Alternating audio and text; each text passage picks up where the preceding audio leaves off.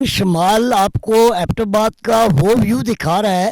شام کا ٹائم ہے. ایبٹ آباد کے اندر جو خوبصورتی ہے پاکستان میں کہیں بھی وہ نہیں ہے، مگر سہولیات کا فقدان ہے. یہاں پہ روڈوں کی حالت زار کو دیکھ کے اور پھر اس شہر کے اندر امن و امان کی صورتحال کو اگر بہتر بنایا جائے تو پاکستان کا یہ سب سے خوبصورت سٹی ہے جہاں پر ٹورزم کو ہم پروموٹ کر سکتے ہیں.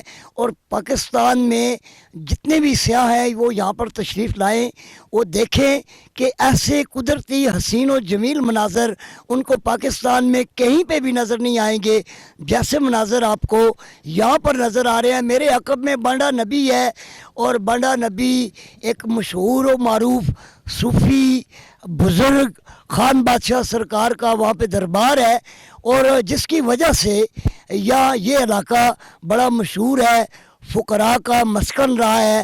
اور انتہائی خوبصورت علاقہ جہاں سے آ کے آپ پورے ایبٹ آباد کا ویو کر سکتے ہیں، اور اس صاف ستھری ہوا میں آپ یہاں پر انجوائے کر سکتے ہیں.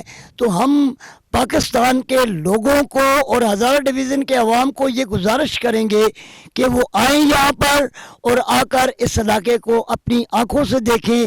انتظامیہ سے گزارش ہے کہ وہ اس علاقے میں امن و امان اور دیگر سہولیات کو بہتر بنائیں. ناظرین، آپ کو دعوت دی جاتی ہے، آپ آئیں، وزٹ کریں، یہاں کو دیکھیں.